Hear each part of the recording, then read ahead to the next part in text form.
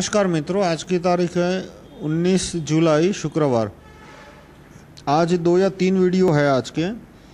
एक है supreme court के भ्रष्ट न्यायाधीशों ने जो जजमेंट दिया जुवेनाइल की एज पे कि वो 18 साल से कम होके 16 साल नहीं करेंगे, 18 साल ही रखेंगे उसके ऊपर। दूसरा वीडियो सुप्रीम कोर्ट का डांस बार का जजमेंट है कि डांस बार को उन्होंने कानूनी किया, यानी अब पूरे भारत में डांस बार हो सकते हैं। और तीसरा है वो कैबिनेट बिल पे है, कैबिनेट डिसीजन पे है कि यदि डिवोर्स होता है तो वाइफ को जो प्रॉपर्टी है उसका आधा हिस्सा मिलेगा और जो प्रॉपर्टी हस्बैंड को उसके फादर या किसी से मिली है, फादर या मदर से इनहेरिटेंस में, वारसाई में, वारिस में, उसमें भी उसको हिस्सा मिलेगा। ये सारे जो 3 टॉपिक है उस पर अलग अलग वीडियो है। ये वीडियो है वो जुवेनाइल कोड के ऊपर है। मेरा एक दूसरा वीडियो आपको इसी यूट्यूब चैनल पे मिलेगा, राइट टू रिकॉल चैनल पे, कि वाजपेयी ने जुवेनाइल जस्टिस बिल का में एज जो थी 16 साल से वो बढ़ा के 18 साल क्यों की। मैं थोड़ा आपको बैकग्राउंड दूँ। जुवेनाइल एज का मतलब क्या होता है। लॉ में एक कंसेप्ट होता है, सारे देशों, दुनिया भर के देशों के लॉ में एक कंसेप्ट होता है, एज ऑफ क्रिमिनल रिस्पॉन्सिबिलिटी। जैसे अंग्रेजों ने जो आईपीसी बनाई उसमें 6 साल से यदि कम उम्र है तो उसके सामने कोई केस नहीं हो सकता, उसको कोई सज़ा नहीं हो सकती। और यदि उम्र 14 साल से कम है तो उसको अधिकतर क्राइम्स में कम सज़ा होगी। 16 साल से कम है, 12 साल से कम है तो कम सज़ा होगी। 16 साल से कम है तो और कम सजा, थोड़ी कम सज़ा होगी। और यदि 16 साल से ज़्यादा है तो उसको जितनी सज़ा लिखी है उसका 100% पनिशमेंट मिलेगा। ऐसा करीब करीब हर एक देशों में है कि यदि कम उम्र का आदमी कोई क्राइम करता है तो उसको सज़ा रिलेटिवली कम होती है, पर वो उम्र कितनी है, 12 साल 14 साल, वो एक डिसीजन का मुद्दा होता है। तो अमेरिका में कंसेप्ट है एडल्ट माइंड का, वहाँ पे कोई एज लिमिट नहीं है। वहाँ पे यदि ज्यूरी को लगे कि भाई ये लड़का था, वो समझदार था, उसने सोच समझ के क्राइम किया था, तो वो 14 साल का हो तो भी उसको पूरी सज़ा मिल सकती है, फांसी के सिवा। वहाँ पे एक अनरिटन लॉ है कि 21 साल से कम की उम्र को, 18 साल से कम उम्र के लड़के को फांसी की सज़ा नहीं देते, लेकिन यदि उसने क्राइम किया है, मर्डर जैसा, प्री प्लान्ड अपहरण जैसा या बलात्कार जैसा, ऐसा कोई क्राइम किया है तो उसको 14-20 साल की सज़ा हो जाती है। ऑस्ट्रेलिया में भी यही है, 12 साल के लड़के को भी 100% पनिशमेंट हो सकती है फांसी के सिवा, यदि ज्यूरी को लगे कि ये मैच्योर आदमी था। ज्यूरी और चाइल्ड साइकेट्रिस्ट उसको इवोल्यूट करते हैं, उसके बाद उसका ओपिनियन के बाद ज्यूरी को डिसाइड करना होता है, और लगे कि ये मैच्योर था, उसको पता था कि वो जो कर रहा है वो गलत है, उसको पता था कि वो जो कर रहा है उससे विक्टिम की जान खतरे में आ सकती है, विक्टिम को पीड़ा होगी, और उसने जानबूझ के किया था, प्लानिंग के साथ किया था, तो उसको पूरी सज़ा मिलती है। अब अंग्रेज़ों ने जो आईपीसी बनाया था उसमें यह था कि 16 साल से कम उम्र हो तो कम सज़ा, लेकिन कितनी कम सज़ा वो एक एक चीज़ के लिए कोडिफाई नहीं किया था। तो अलग अलग कॉन्फ्लिक्टिंग जजमेंट थे, सुप्रीम कोर्ट का कुछ, हाई कोर्ट का कुछ, अलग अलग। तो राजीव गांधी ने कंसोलिडेट करके पूरा एक्ट बनाया, जुवेनाइल जस्टिस एक्ट 1986, और उसमें 16 साल से कम उम्र का कोई आदमी क्राइम करता है तो उसको मैक्सिमम पनिशमेंट 3 साल की होगी। ये उसने कानून बनाया, जो अपने आप में गलत कानून था, लेकिन वाजपेयी ने 2021 साल में और ख़राब कर दिया। वाजपेयी ने 2021 साल में जुवेनाइल जस्टिस एक्ट में वो 16 की उम्र बढ़ा के 18 कर दी, यानी कि 18 साल से कम उम्र का कोई भी आदमी कोई भी क्राइम करता है, कितने भी क्राइम करता है, 1 खून, 2 खून, 5 खून, 1 अपहरण, 10 अपहरण, तो उसको सज़ा 3 साल से ज़्यादा नहीं होगी। ये कानून में वाजपेयी ने लिख दिया। वाजपेयी ने क्यों लिख दिया वो मैंने अलग वीडियो में समझाया कि सऊदी अरेबिया के लोगों ने वाजपेयी के भ्रष्ट नेताओं, मतलब बीजेपी के भ्रष्ट नेताओं को पैसा दिया था, क्योंकि यदि ये एज ऑफ क्रिमिनल रिस्पॉन्सिबिलिटी बढ़ जाती है, 18 साल हो जाती है, तो भारत में लव जिहाद करना आसान हो जाएगा। 16 और 18 साल की उम्र के लड़कियां अधिकतर इस लव जिहाद में इन्वॉल्व होते हैं, और उसमें कभी कभी क्राइम्स करने पड़ते हैं, जैसे अपहरण का क्राइम है, मारपिटाई का क्राइम है, लड़की के बेटे या बाप की पिटाई करनी है, तो उसमें यदि सजा का प्रावधान है 7 साल 10 साल इस तरह के क्राइम पनिशमेंट है, तो जो लड़का है वो क्राइम करने से हिचकिचाएगा। लेकिन यदि उसको गारंटी दी जाती है कि 3 साल से ज़्यादा सजा नहीं होगी, तो वो क्राइम करने में के लिए आगे आएगा, प्रोबेबिलिटी बढ़ गई। तो इसलिए सऊदी अरेबिया के शेखों ने वाजपेयी, अडवाणी, अरुण जेटली, अरुण शौरी, राम जेठमलानी, इन 5 नेताओं को और प्रमोद महाजन को, इन 6 नेताओं को पैसा दिया था और फिर इन 6 ने मिलकर उम्र 16 साल से बढ़ा के 18 की। और उन्होंने कानून में और भी खराब बातें लिख दी कि यदि वो 18 साल से कम है तो पुलिस उसे हाथ नहीं लगा सकती। पुलिस सिर्फ उसको अरेस्ट करके जुवेनाइल जस्टिस होम में रख सकती है, पुलिस उसको रिमांड पे नहीं ले सकती, पुलिस उसको पुलिस कस्टडी में नहीं रख सकती, उसकी पिटाई नहीं कर सकती। पहले क्या होता था कि 17 साल का लड़का कोई अपहरण या ऐसा कोई क्राइम करता था तो कोर्ट में बाद में छूटे या ना छूटे, लेकिन पुलिस उसकी बराबर की पिटाई कर देती थी। तो वो भी अब सेफ्टी मिल गई कि अब पुलिस उसको हाथ नहीं लगा सकती। यानी कुछ अब जुवेनाइल जस्टिस बोर्ड में कौन होते हैं? 3 लोग होते हैं, उनमें से 2 सोशल वर्कर होते हैं। यानी चीफ मिनिस्टर को पैसा दे के किसी भी 2 अरे गहरे सोशल वर्कर को रख दो और वहाँ पे उनको पैसा दे दो, तो वो उसके फेवर में जजमेंट दे देंगे क्रिमिनल के, और उसको बेनिफिट ऑफ डाउट देते हैं। और 3 साल की तो वर्स्ट केस पनिशमेंट है, अधिकतर केस में तो 5-6 महीने की सजा दे के छोड़ दिया जाता था। तो अब ये दिल्ली की घटना बनी हुई, उसके बाद मुझे पता चला कि उम्र 16 से बढ़ के 18 हो गई। वो थोड़ा ब्लैकआउट पीरियड इसलिए हो गया कि मैं जब इंडिया में था, 1990 तक मैं इंडिया में था, और तब मैं थोड़ा बहुत लॉ स्टडी करता था। तो तब मैंने पढ़ा था कि एज ऑफ क्रिमिनल रिस्पॉन्सिबिलिटी 16 साल की है, क्योंकि उस समय 16 साल की थी। फिर मैं अमेरिका चला गया, फिर 1999 में मैं वापस आया, लेकिन उस समय भारत में इतना इंटरनेट था नहीं और अखबारों में तो ये सारे पेड न्यूज़ आते नहीं है। तो वाजपेयी ने कब उम्र बढ़ा के 16 से 18 की, वो भी मुझको ये दिल्ली की घटना हुई उसके बाद पता चला कि भ्रष्ट वाजपेयी ने इस तरह से उम्र बढ़ा के क्राइम बढ़ा दिया। और जब मैंने पीछे से देखा तब मुझे समझ आया कि भाई भारत में क्राइम्स, जुवेनाइल क्राइम इतने सारे क्यों बढ़ रहे हैं। पहले मैं सोचता था कि चलो बढ़ रहे हैं, कुछ होगा, ये जनरली पूरे देश में क्राइम बढ़ रहे हैं इसलिए बढ़ रहे हैं, पूरी दुनिया में क्राइम बढ़ रहे हैं। पर वाजपेयी ने जो एज 16 साल से बढ़ा के 18 साल कर दी थी, उसकी वजह से बड़े पैमाने पे जुवेनाइल क्राइम्स बढ़े। तो लोग हाई कोर्ट में गए, अरे सुप्रीम कोर्ट में गए कि भाई 18 साल से कम करके 16 साल करो। तो मैं तो हमेशा मानता हूं कि अधिकतर न्यायाधीश है वो नेताओं से भी ज़्यादा भ्रष्ट है।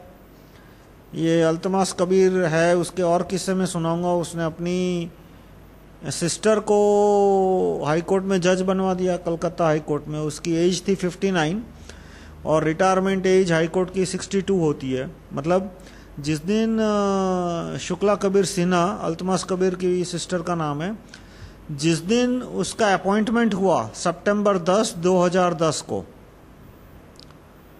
उस दिन जज की रिटायरमेंट एज 62 ईयर्स थी, हाई कोर्ट के जज की, जो कि बाद में बढ़ के 65 की। क्यों 65 की वो वीडियो के एंड में बताऊंगा। यानी कि वो 59.5 ईयर्स की थी और 2.5 साल में वो रिटायर हो जाती। तो वो एक वेस्टेज ऑफ रिसोर्सेस है, क्योंकि और वो सेशंस कोर्ट की जज भी नहीं थी, वो वकील थी। ऐसा नहीं है कि वो आदमी ने 20-25 साल सेशंस कोर्ट में काम किया है, वो प्रमोशन के काबिल है, प्रमोशन के लायक है, अब दे दो उसको प्रमोशन, क्योंकि प्रमोशन अपने आप में एक रिवॉर्ड होता है, एक रिकॉग्निशन ऑफ सर्विस होता है। लेकिन किसी अरे गहरे वकील को भी हाई कोर्ट का जज बनाया जा सकता है। ये कॉन्स्टिट्यूशन में प्रोविजन जवाहरलाल गाजी ने रखा था कि किसी भी अरे गहरे नथु गहरे को हाई कोर्ट में उसने 10 साल वकालत की हो, LLB की डिग्री हो, 2-4 मिनिमम रिक्वायरमेंट है, पर उसकी यदि जजों से और मंत्रियों से जान पहचान अच्छी है तो उसको सीधा हाई कोर्ट का जज बना सकते हैं। ऐसा प्रोविजन उसने रखा है। तो अल्तमास कबीर ने अपनी बहन को, शुक्ला कबीर सिन्हा को, हाई कोर्ट का जज बना दिया, जो कि सिर्फ 2-2.5 साल में रिटायर होने वाली थी। तो जब ये जुवेनाइल का केस लेके गए लोग कोर्ट में, मैंने बोला था कोई इसमें कोई ज़्यादा चांस नहीं है, टाइम वेस्ट कर रहे हो, उसके बजाय SMS कैंपेन अच्छा रहेगा। कि जो मैंने शुरू किया था, मैं भारत के 80 करोड़ मतदाताओं को ये रिक्वेस्ट करने की मैं रिक्वेस्ट करने के कैंपेन कर रहा हूँ कि आप अपने मोबाइल से SMS से MP को हुक्म भेजो, ऑर्डर भेजो कि क्रिमिनल एज 18 साल से कम करके 16 साल करे और उसको 1 जनवरी 2010 से इम्प्लीमेंट करें। लेकिन उन लोगों को जज पे बहुत भरोसा था, कोर्ट में गए तो सुप्रीम कोर्ट ने जजमेंट दिया कि नहीं, वो एज 18 साल की रहेगी। इसका मतलब कि सुप्रीम कोर्ट के जज ने एक ब्लैंकेट स्टेटमेंट दिया है कि जितने भी 18 साल के लड़के हैं उनको एक ब्लैंकेट स्टेटमेंट दिया है कि आपको जितने क्राइम करने हैं करो, जिस तरह के क्राइम करने हैं करो। मर्डर करना है 1 नहीं 5 मर्डर करो, चोरी डकैती अपहरण करना है 1 नहीं 10-10 20-20 करो। आपको किसी भी हालत में 3 साल से ज़्यादा सजा नहीं होगी। ये एक बहुत डेंजरस स्टेटमेंट है सुप्रीम कोर्ट के जज का। ऐसा उसने ब्लैक एंड व्हाइट में नहीं कहा, पर उसने जो जजमेंट दिया उसका अर्थ यही निकलता है कि कोई 18 साल से कम उम्र का व्यक्ति 17 साल का, 17.5 साल का, 17 साल और 11 महीने का हो, वो 10 मर्डर करता है, 5-10 अपहरण करता है, चोरी करता है, मारपीट करता है, कुछ भी क्राइम करता है, सुप्रीम कोर्ट उसको 3 साल से ज़्यादा सजा नहीं होने देगी। तो ये जो है उससे क्राइम बढ़ेंगे, हर तरह के क्राइम बढ़ेंगे। लव जिहाद तो खास बढ़ेगा इससे, क्योंकि उनकी हिम्मत बढ़ गई कोई भी क्राइम करने की। ज़बरदस्ती शादी करनी हो, अपहरण करना हो, मारपीटाई करनी हो, लड़की के बाप की, लड़की की भाई की वगैरह की, तो अब वो खुलेआम करेंगे। अब इसमें हम क्या कर सकते हैं? तो पहले तो जो अलग अलग नेता है हमारे बीच, उनके अभिप्राय के बारे में मैं कहूँगा कि अन्ना ने और अरविंद गांधी ने दोनों ने इस कानून का समर्थन किया कि जो क्रिमिनल एज है। बाद में अन्ना ने थोड़ा ओपिनियन चेंज किया जब लोगों ने उसको लताड़ा तो, लेकिन अरविंद गांधी अभी भी यही कहते हैं कि एज ऑफ क्रिमिनल रिस्पॉन्सिबिलिटी है वो 18 ही रहनी चाहिए, और यदि 16 होती है तो बैकडेटेड नहीं होना चाहिए। यानी ये जो दिल्ली का छठा क्रिमिनल है सुब्रमण्यम स्वामी के अनुसार, उसका नाम मोहम्मद अफरोज है, मुझे ठीक से नहीं पता उसका नाम क्या है। ये वाजपेयी ने एक और क्लॉज डाला था कि जुवेनाइल क्रिमिनल है तो उसका नाम अखबार में नहीं आएगा। यदि उसका नाम अखबार में आता है तो एडिटर को जेल हो सकती है, अखबार के छापने वाले को जेल हो सकती है। उसका नाम पुलिस वाला अखबार वाले को नहीं दे सकता, वरना पुलिस वाले की नौकरी जा सकती है, उसको जेल हो सकती है। यानी कितने भी क्राइम करो, बाद में नाम भी नहीं रहेगा, क्रिमिनल रिकॉर्ड में भी नहीं आएगा कि इस आदमी ने क्राइम किया था। 18 साल के बाद क्रिमिनल रिकॉर्ड है वो क्लियर हो जाएगा। तो अरविंद भाई ने इस कानून का समर्थन किया कि ये कानून ठीक है, इसमें किसी अमेंडमेंट की जरूरत नहीं है, और अमेंडमेंट होता भी है तो बैकडेटेड नहीं होना चाहिए। यानी ये जो दिल्ली के केस, दिसंबर 16 के केस का क्रिमिनल है, वो 3 साल में घूमता फिरता हो जाएगा, बाहर आके आराम से घूमेगा वो। और उन्होंने इसलिए ये जो जुवेनाइल क्रिमिनल है, सो कॉल्ड जुवेनाइल, उसको फांसी की सजा देने का विरोध किया। मेरी जो डिमांड थी वही कि यदि वो क्रिमिनल है तो ऑफ कोर्स, मतलब जब ही सजा दी है तो इम्प्लिसिट है कि यदि वो क्रिमिनल नहीं है तो कोई सजा नहीं, क्रिमिनल है तो उसको वही सजा होनी चाहिए जो बाकी 4-5 लोगों को होने वाली है। बाकी 4-5 वालों को क्या सजा होने वाली है? यदि वो इसमें उनका गुनाह साबित हो जाता है, और हो ही जाएगा होपफुली, तो उनको फांसी की सजा हो सकती है, क्योंकि इसमें अपहरण है, रेप है, और क्रूरता, टॉर्चर, क्रूअल्टी टॉर्चर, और मृत्यु, और एक्सट्रीम क्रूअल्टी। तो अटेम्प्ट टू मर्डर और डेथ, ये सारे इसमें क्राइम है, तो इसमें डेथ सेंटेंस बहुत कॉमन है ऐसे केस में, और कोल्ड ब्लडेड मर्डर भी बोल सकते हो इसको। तो छठे को भी डेथ सेंटेंस होना चाहिए। अरविंद भाई ने कहा कि डेथ सेंटेंस नहीं होना चाहिए। उसकी वजह से नुकसान क्या गया कि काफ़ी एक्टिविस्ट एग्री हो गए थे मेरे इस SMS कैंपेन से। मैंने जो कैंपेन शुरू किया जनवरी में, वो ये था कि हम एक्टिविस्ट भारत के 80 करोड़ नागरिकों को ये कन्विंस करने की कोशिश करें कि हर एक नागरिक अपने SMS से, अपने मोबाइल से, अपने MP को, सांसद को SMS से ऑर्डर भेजे कि जुवेनाइल जस्टिस एक्ट में उम्र 18 से 16 साल करो, और उसको इम्प्लीमेंट करो 1 जनवरी 2010 से, ताकि जितने जुवेनाइल क्राइम किया है 2010 के बाद सबको पूरी सजा हो सके, और ये जो छठा आरोपी है दिल्ली के केस का, उसको फांसी हो सके। तो अरविंद भाई ने कहा कि नहीं, ये गलत है, इस तरह से एमपी को एसएमएस से ऑर्डर नहीं भेजना चाहिए। आपको यदि मेरी बात पे विश्वास नहीं होता तो आप उसको फ़ोन करके पूछ सकते हैं। मेरी भी उनसे फ़ोन पे बात हुई, उन्होंने साफ साफ कहा मैं इस एसएमएस कैंपेन को मान्यता नहीं देता हूँ। अन्ना ने भी यही कहा कि ये एसएमएस कैंपेन गलत है, नागरिकों को इस तरह से एसएमएस से ऑर्डर नहीं देने चाहिए। सुब्रमण्यम स्वामी ने भी गलत कहा।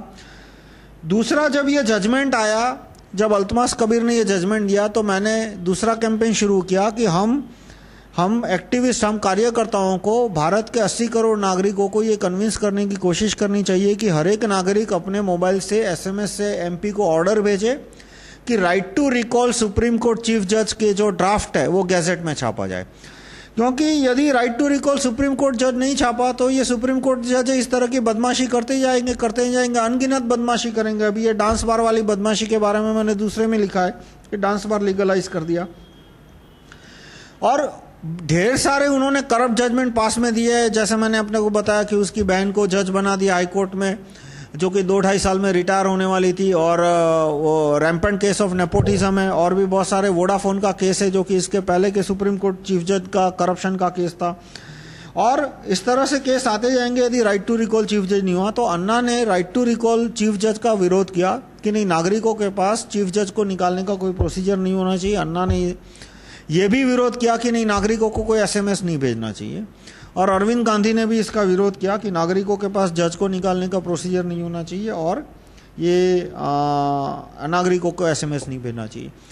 तो ये एसएमएस के ऊपर मेरा दूसरा वीडियो है जिसमें मैंने डिटेल से एक्सप्लेन किया है। आप इसी चैनल पे एसएमएस पे सर्च करोगे तो वो वीडियो आपको मिल जाएगा।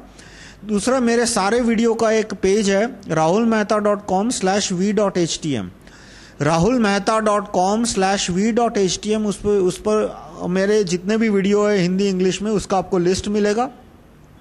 आप टॉपिक वाइज और कंटेंट वाइज उसमें सर्च कर सकते हैं। यदि आपको एमपी का मोबाइल नंबर कहाँ से मिलेगा? पार्लियामेंट हाउस के वेबसाइट से। यदि आपके एमपी ने मोबाइल नंबर नहीं रखा तो 70, 80, 90% एमपी ने रखा है, लेकिन कुछ एक एमपी ने नहीं रखा, जैसे अडवाणी ने अपना मोबाइल नंबर नहीं रखा, तो आप उसी पार्टी के किसी बाजू के एमपी का नंबर ले ले। जैसे अडवाणी ने अपना मोबाइल नंबर नहीं रखा तो अडवाणी गांधीनगर के एमपी, उसके पास में 2 बीजेपी के एमपी रहते हैं, अहमदाबाद वेस्ट और अहमदाबाद ईस्ट। अहमदाबाद ईस्ट के हरीन पाठक, अहमदाबाद वेस्ट के हैं किरीट सिंह सोलंकी। आप उनका मोबाइल नंबर ले लो और उनको मोबाइल में लिखो कि भाई मैं अडवाणी की कंस्टिट्यूएंसी का वोटर हूं, मैं आपको रिक्वेस्ट करता हूं कि ये अडवाणी के लिए ऑर्डर है, वो आप कृपया अडवाणी को फॉरवर्ड कर दो। और उसके नीचे अडवाणी का ऑर्डर लिखो कि भाई अडवाणी, मैं आपको ऑर्डर करता हूं कि जुवेनाइल जस्टिस एज में एज 18 से कम करके 16 साल करो, एक्सेट्रा एक्सेट्रा। तो इस तरह से यदि 80 करोड़ नागरिक एसएमएस से अपने एमपी को ऑर्डर भेजते हैं, 80 नहीं तो 40 करोड़ भी भेजते हैं। भारत में अभी 80 करोड़ मतदाता है, एडल्ट वोटर, और 40 करोड़ भेजते हैं तो महात्मा उधम सिंह प्रधानमंत्री को मिलेंगे और प्रधानमंत्री को कहेंगे कि ये नागरिकों ने 40 करोड़ नागरिकों की बात है, वो आप गैजेट में छापो। और प्रधानमंत्री महात्मा उधम सिंह की बात मान लेंगे, गैजेट में छाप देंगे। नहीं छापेंगे तो उसके बाद के प्रधानमंत्री गैजेट में छाप देंगे। तो और इस तरह से हम ये सुप्रीम कोर्ट का जुवेनाइल जस्टिस का एक्ट बदल सकते हैं। और ये न्यायाधीशों की जो बदतमीजी है कि मना है वैसा जजमेंट दे दिया, वो भी कम हो जाएगा। अब जो पेड न्यूज़ है, अधिकतर paid newspaper, paid Indian express वगैरह ने इस जजमेंट की बहुत तारीफ की है। पेड इंडियन एक्सप्रेस ने तो एडिटोरियल लिख दिया कि बहुत अच्छा जजमेंट है, और दूसरा भी लिख दिया कि experts have praised the judgement. Paid experts ही होते हैं सारे एक्सपर्ट, उनको सऊदी अरेबिया से पैसे आते हैं। सऊदी अरेबिया वाले पैसे भेजते हैं कि भाई जुवेनाइल एज 18 से 21 साल हो तो अच्छा और लव जिहाद बढ़ेगा, तो 18 से 16 साल हो तो नहीं चाहेंगे। तो वो सब जो लॉबीज है उनको पैसा देती है, और इसलिए वो पेड एक्सपर्ट से उन्होंने भी इसकी प्रशंसा की। अब बीजेपी के सांसदों ने थोड़ा बहुत इसका विरोध किया, पर उन्होंने अभी तक संसद में कोई कानून पेश नहीं किया ये एज को कम करने के लिए। तो मैं आपसे रिक्वेस्ट करूंगा कि आप अपने सांसदों को एसएमएस से ऑर्डर भेजें, और इस दिन का इंतजार मत करें कि कब बीजेपी 2014 में पावर आएगी, कब ये कानून ठीक करेगी। हो सकता है 2014 में करे ना करे, लेकिन जिन सांसदों को अभी कानून ठीक करने में इंटरेस्ट नहीं है, तो फिर ये आपको ही लेना पड़ेगा काम, वरना अभी जो 7-8-9 महीने बचे हैं मई 2014 के इलेक्शन में, तो अभी 9-10 महीने की देर है, उसमें जितने क्राइम हो गए उसके लिए मोरल रिस्पॉन्सिबिलिटी फिर हमारी तुम्हारी रहेगी। इसलिए मैं आपसे रिक्वेस्ट करूंगा कि आप SMS से अपने MP को ऑर्डर भेजें कि जुवेनाइल जस्टिस एज की जुवेनाइल की एज 18 साल से कम करके 16 साल की जाए। धन्यवाद। और हाँ, अच्छा, एक पॉइंट मैंने आपको मेंशन किया कि जज की एज रिटायरमेंट एज 62 इयर्स थी, जो कि 2010 दिसंबर 2010 के आसपास भ्रष्ट सांसदों ने एज कॉन्स्टिट्यूशनल अमेंडमेंट के द्वारा 62 से बढ़ा के 65 की। वो इसलिए क्योंकि जो सांसद है वो हाईकोर्ट के जजों से मिले हुए हैं और डरते भी हैं, दोनों हैं। ये एक हाथ से दे एक हाथ से ले वाली बात है। सारे सांसदों के हर तरह के गलत अच्छे धंधे चल रहे हैं और उनके बहुत सारे केस हाईकोर्ट में फंसे होते हैं। तो उन्होंने हाईकोर्ट के जज को बोला कि भाई हमारे से इतने सारे केस चल रहे हैं, हमको रिलीफ दे दो। और हाईकोर्ट जज ने बोला चलो चाहिए उतनी रिलीफ ले लो, लेकिन हमारी रिटायरमेंट एज 62 से बढ़ा के 65 कर दो, तो 3 साल हमको ज़्यादा खाना पानी मिलेगा। जो भी रिश्वतखोरी करनी है, या तो सैलरी है, या तो उनके रिश्तेदार वकीलों को करोड़ों कमाना है, तो हमको 3 साल में जितना प्रॉफिट मिलेगा बदले में हम तुम्हारे जितने केस है उनको रिलीफ दे देंगे। तो सांसदों ने ये कॉन्स्टिट्यूशनल अमेंडमेंट पास कर दिया। और ये पूरी दुनिया से देखा जाए तो उल्टा ट्रेंड है। पूरी दुनिया में रिटर्न या अनरिटर्न ट्रेंड क्या है कि रिटायरमेंट एज कम करना। आप देखो तो अमेरिका के प्रेसिडेंट, वो तो उनका 1950 से ये कानून है कि 72 इयर्स का हो गया हो तो वो इलेक्शन में नहीं खड़ा रह सकता। लेकिन अनरिटर्न कानून भी क्या है कि वहां पे एज है वो कम होती जा रही है। अभी 60 हो गई, अभी 55 करने की बात हो रही है। इसी तरह से सेनेटर, तो अमेरिका में कोई लिमिट नहीं है, न रिटायरमेंट एज है ना मैक्सिमम एज लिमिट है। पर हर एक जगह जहां पे टिकट दी जाती है वहां पे ट्रेंड क्या है कि भाई कम उम्र के लोगों को काम दो, क्योंकि अभी health, mental fitness, technological awareness कि कम उम्र का होगा तो टेक्नोलॉजिकल अवेयरनेस ज़्यादा होगी, ये सारे इंपॉर्टेंट फैक्टर है। पोप में तो रिटायरमेंट का कंसेप्ट ही नहीं था, वो लाइफ लॉन्ग अपॉइंटमेंट होती थी। लेकिन अभी जो पोप है उसने एक तरह का उसने कि भाई मुझे एक प्रेसिडेंट स्थापित करना है कि 75 इयर्स के बाद आदमी को रिटायर हो जाना चाहिए, पोप को, कार्डिनल को। इसलिए मैं अपने से शुरुआत कर रहा हूँ। इसलिए उसकी एज कुछ 80-82 थी और वो रिटायर हो गया। और वेटिकन में एक अनरिटन रूल बन गया है कि जो कार्डिनल होता है 80 साल के ऊपर को, उसको ऑफिशियली रिटायर नहीं करते। उसका सारा पोजीशन, बेनिफिट सब कुछ चालू रहता है, लेकिन वो कोई एक्टिव ड्यूटी नहीं लेते।